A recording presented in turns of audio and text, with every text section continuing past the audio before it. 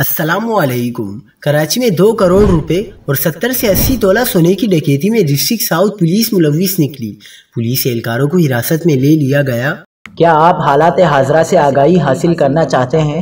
خبر کے پیچھے چھپے اصل حقائق جاننا چاہتے ہیں تو ابھی سبسکرائب کیجئے جلمل پاکستان کو اور ساتھ ہی گھنٹی کے نشان پر کلک کر دیں۔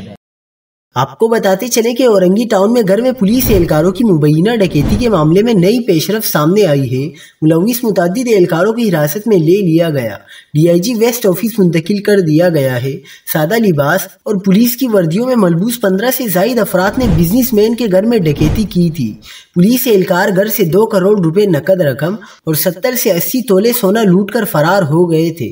پولیس حکام نے اہل خانہ کو لوٹے گئے زیورات میں سے 65% واپس کر دیا۔